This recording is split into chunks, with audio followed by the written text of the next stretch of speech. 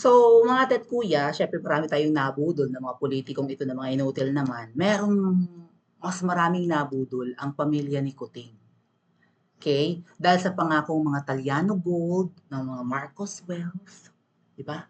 Well, totoo naman ang Marcos Wealth, right? Totoo naman yung mga ill-gotten.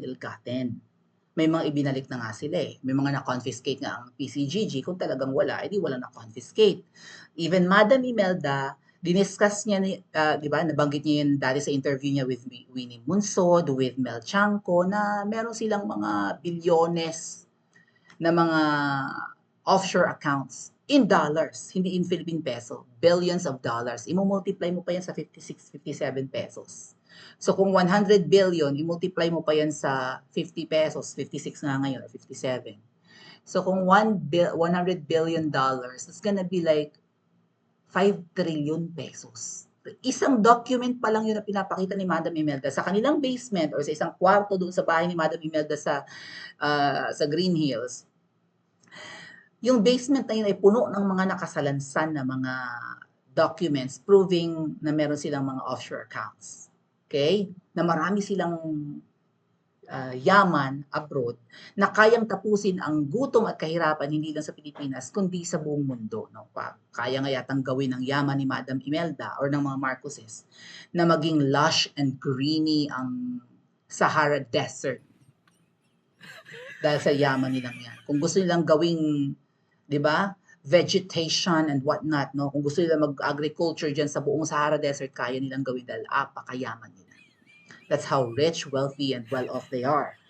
O, pinagmamalaki niya yan. Ngayon, maraming nabudol at nagpuntahan sa Bangko Sentral ng Pilipinas. Okay? Ito nga po yung news ng Rappler. Hindi ko na lang i-open, pakinggan natin mamaya yung news naman na binalita to ng News 5, GMA7. Binalita to ng media. Okay? Ito.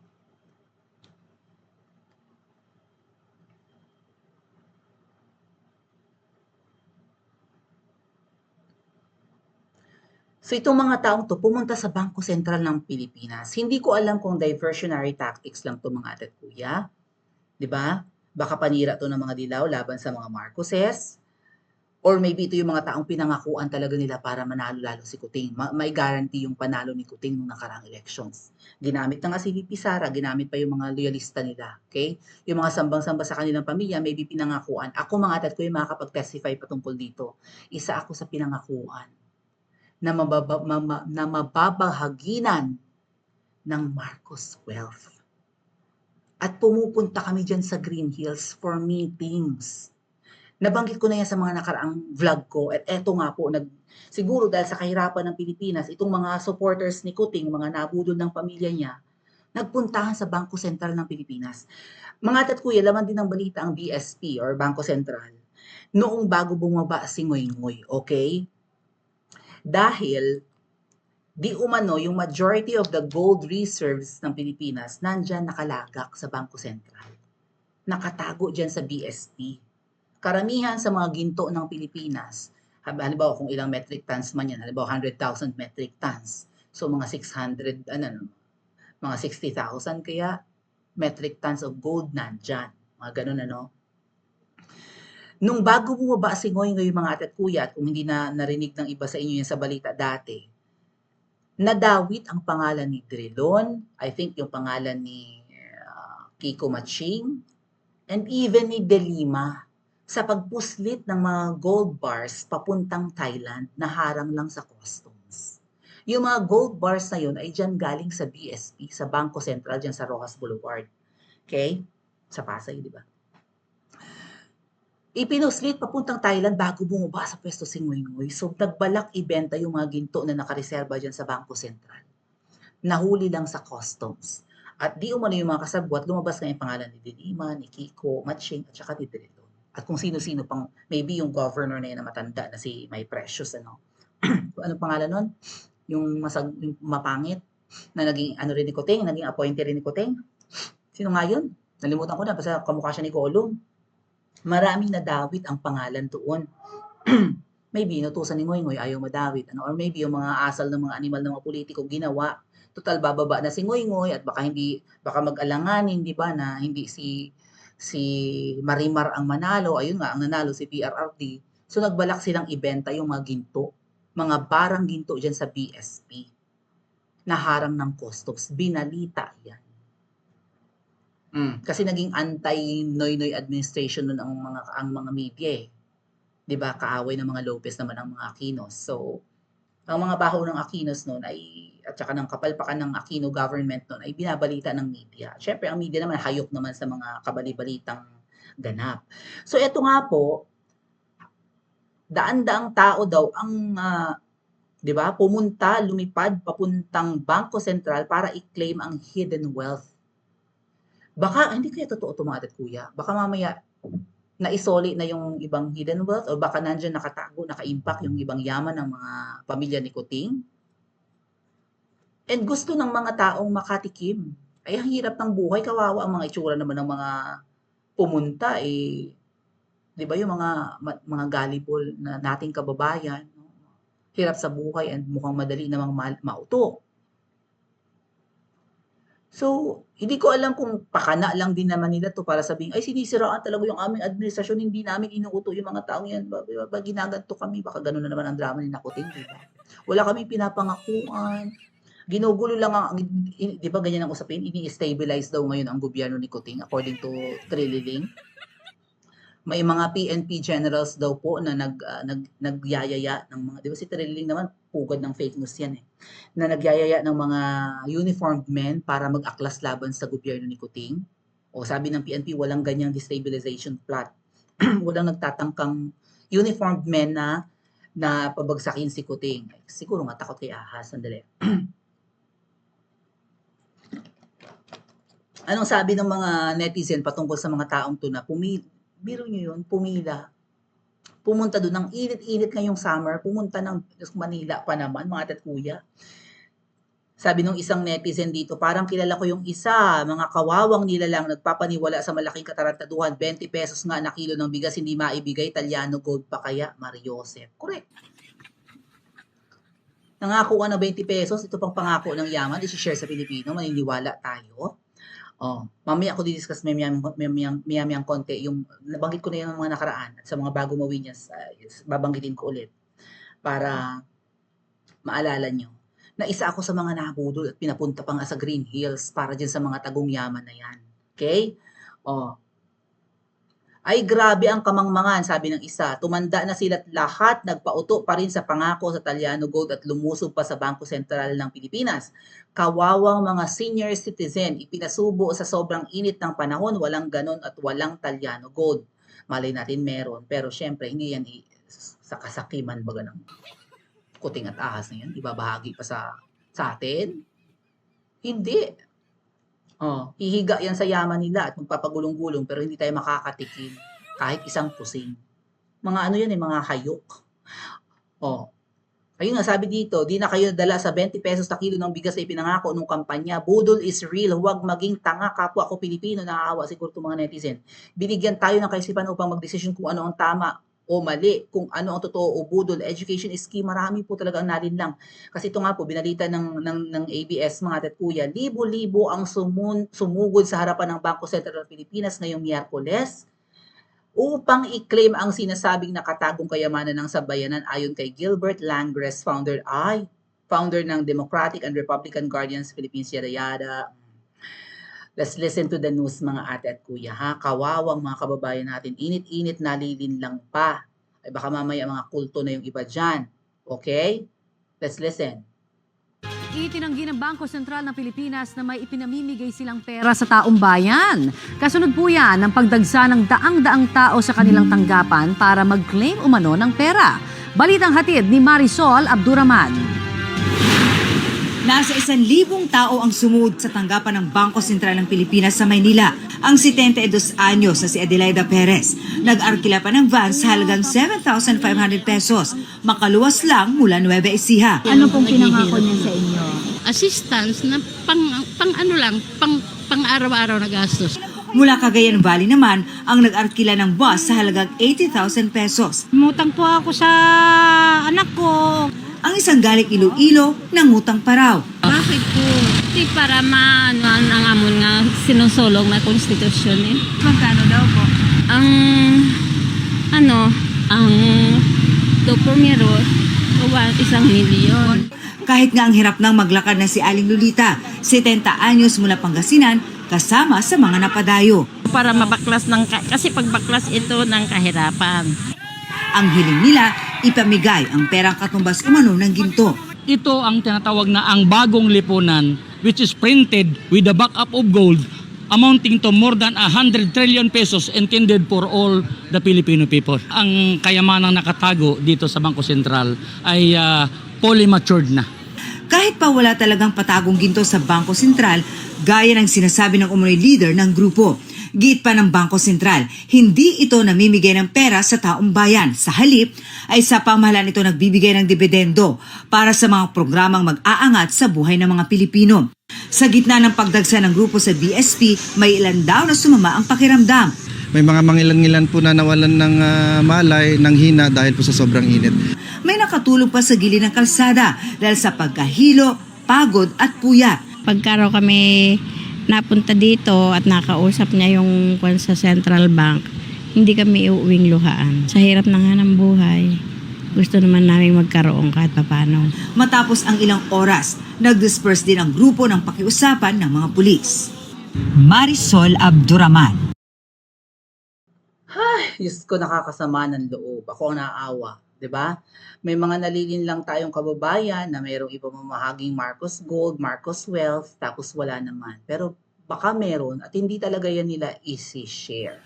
Mga ate at kuya, bago ang pandemic, pinatawag kaming mga loyalista. Sabi ko nga sa inyo nauna akong loyalista bago naging DDS Bago yung pandemic, pinatawag kaming mga loyalista, mga Marcos supporters sa Green Hills. Pina-attend kami ng meeting.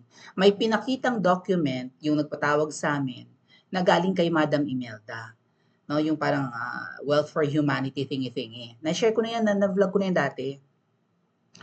Tapos ang sabi, maglikom tayo ng 1 milyong katao lang.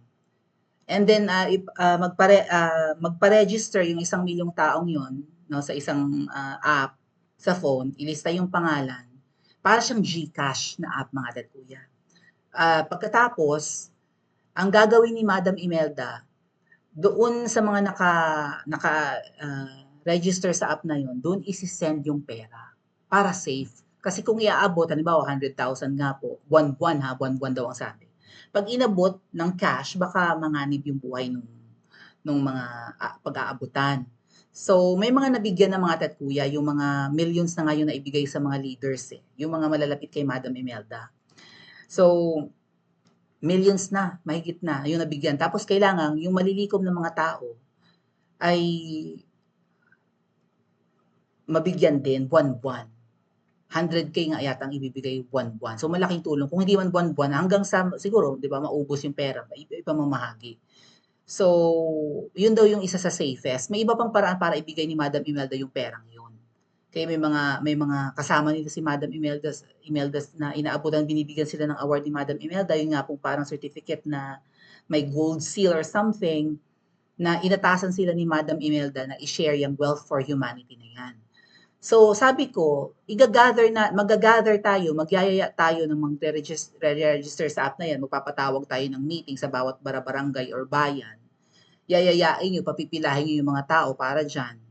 No, para kasi kailangan i-orient tuturuan mo rin kasi yung iba hindi marunong gumamit ng phone, mga ate at kuya, lalo nung mga time na yon. Ngayon, kahit paano marami ng familiar. Pero that was in 2018, 2019. Mga ganong taon, mga pangatlong taon pa lang ni Tatay Digong sa pwesto, hindi pa nga nagpa-pandemic. Sabi ko, yayayain nyo yung mga tao, yun yung sinabi ko sa mga leaders namin. Yayayain nyo yung mga tao, matagal yan na oras ang kakainin, wala kayong pamerienda, hindi nyo pamimerienda. Merienda talaga ang lagi nasa isip ko. Ay kasi nga ipapatawag nila, libo-libong taong pupunta dyan, estudyante, senior citizens, kahit hindi Marcos loyalist. Kasi ang sinasabi doon, hindi kailangan Marcos loyalist. Yun nga, di ba yung nabalita dati, na willing ibigay ng pamilya ng Marcos during Duterte administration, nagka-pandemic lang, ang kanilang yaman para matulungan yung administrasyon ni Pangulong Duterte at umunlad. Siguro, hinahanda rin nila ang Marcos, no, para bumango sa susunod na elections. Pag natapos nga naman yung term ni PRRD, dapat Marcos ang pumalit. So siguro isa yun sa way ng pagpapabango nila ng pangalan, i-share na nila yung Marcos wealth, nagka-pandemic lang. Tsaka sinabi ni PRRD, mga ate at kuya, willing ibalik ng mga Marcos ang yaman nila. So inipon kami na mga kilalang Marcos supporters, and then magyakag daw kami ng mga magpaparegister sa app at imi-meeting nga yung ibang yan sa mga basketball court, sa mga gym, di ba? At tuturuan kung paano mag-register din sa app para kapag nirelease na yung pera, i-withdraw na lang. Parang GCash siya, mga ate at kuya, ganoon. Pwede mo rin i-withdraw sa ATM. So, sabi ko, magpapatawag tayo ng meeting at ganito yung gagawin kasi ang tagal ng pila namin sa Green Hills, ang tagal ng simula, ang tagal ng pagtuturo kung paano gamitin yung app, at ang pagpapaliwanag nila na legit yung grupo at turo nga, utos ni Madam Imelda yan. At saka, mga ate at kuya, yung kausap namin sa grupo na yan, yung kausap namin dyan sa Marcos Wealth for Humanity na yan, ay emisary mismo ng mag-asawa. Kilala niyo yan, naging guest ko yan sa sa vlog ko dati nung ako yung nag-i-interview pa ng kung sino-sino, no? Kasi dati 'di ba nag-interview ako ng mga kilalang tao, si Marcoleta, na-interview ko si Glenn Chong. May ni-interview din ako isa doon na emisaryo mismo ni Madam Imelda at ni nasirang Ferdinand Marcos Sr. Parang kanang kamay nga, inuutusan nila lagi for kung anong ipapagawa. So, yung taong yan, yung babaeng yan, na ngayon ay tumiklop na rin. Kasi hindi nila ano yan parang malapit na kaibigan ni Madam Imelda, parang best friend na nga niya. Ay ang utos ni Madam Imelda sa kanya na i-share na nga yung pera, ay ngayon, or ang yaman, hindi na niya ginagawa kasi takot nga rin siguro yung babaeng yan kay Ahas. Lahat halos ng mga loyal kay sa mga Marcos, di ba nagbabaligtaran na ngayon. Yung isang yan hindi bumaliktad, so siguro nabigyan din. Pero yung babaeng yan, mayaman naman na hindi na kailangan bigyan. Hindi ko alam, baka may death threat. Pero tumahimik yan ngayon. Hindi siya katulad namin na bumabatikos. Marami kaming bumabatikos ngayon ng mga dating loyalista. Siya, loyal pa rin kay Kuting. Si Madam Imelda wala na ngayon sa tamang, di ba? Parang nag-uulyanin na. So yung kayang balak na yan, parang napigilan na ni Ahas, hindi na magawa. So doon sa pagpapapunta sa amin, ang tagal na pinila namin, nagutuman kami, inaral namin yung paggamit ng app para pagka itinuro namin sa isa kaklase ko, sa kakilala o kamag-anak, matututong gamitin. Parang GCash nga. Ano mga panahon yun, di pa naman gamitin ang GCash. Diba? Ngayon na nga lang after pandemic or during pandemic. Sabi ko, kung magpapatawag kayo ng tao, i-prepare nyo ang merienda. Willing nga kayo magbigay ng hundreds of thousands buwan-buwan sa 1 milyong tao. Tapos, yung pamerienda yung bisita nyo, gutom kami lahat. Pag uwi namin, tuwan-tuwan na, well, okay, may ganito palang plano ang mga Marcos. Nakakatuwa naman, panahon ni Pangulong Duterte, hindi nila pagdadamot ang kanilang yaman. I-share nila ngayon, kailangan malikom na to. Ang dami namin mga kuya. Walang nangyari. At hindi malabong itong mga pumunta ng Bangko Sentral, mga nabudol din iba. Siguro hindi naman kami nabudol ng emisaryo ng mag-asawa, di ba? Yung kaibigan ni Madam Imelda ni Apo Lakay, hindi kami nabudol. Kaya lang, willing nga siguro talaga silang i-share. Kaya lang, madamot yung mag-asawa ngayon. Yung si Kuting at si Ahas. You think isi-share nila yun? Even si Senadora Amy, feeling ko hindi niya isi-share yun. I don't know. I'm not sure. Pero nakakaawa po yung nalilinlang nila, di ba? Umaasa sa mga ganitong too good to be true. Right? Sobrang bongga para maging totoo na hindi na makatotohanan. Talagang hindi na makatotohanan. Kasiba ng mga yan ngayon. Tapos kung totoo pa na may bisyo ang mga yan, lalo nang masiba. Kung matino ang isip yan, baka pa sakali mag-share ng putal-putal yan. Or kaunting kusing. Pero kung ang mga yan ay mga ngagba sa hinihit-hit or hinihigop or kung ano pa man, ay takim yan at mahal ang kanilang bisyo at right? Mukha namang ganid yung Ahas, pati nga loto po. Budget nga na Pilipinas ngayong taon ay halos ubos na. Mag-share pa kaya. Diyos ko, pati Okada nga allegedly. Right? Baka nga may natuloy sa pledges tapos hindi naman tayo nakatikim. Itong mga, ang kapalit itong mga, mga tatkuya, itong mga EDCA sites, for sure may pakimkim yan. May kapalit yan from Anemica. Bakit pinayagan ni Kuting? Yan? Libre silang may military base dito, ang lapad-lapad ng lupang inuukupa nila, walang renta. pinapagamit natin ang lupa natin na pagkalalawak sa mga kanong yan, walang bayad. Mali natin meron, pero ayaw lang i-share sa atin. No? Nakakaawa ang mga Pilipinong naluloko ng mga to. I don't know, ano sa tingin nyo? Ano lang to, pang-divert ng issue? Pwede, no? Pwede pang-divert tungkol dun sa PIDEA leaks. What do you think? Pa-comment niya po sa comment section at mag-like at subscribe po kayo.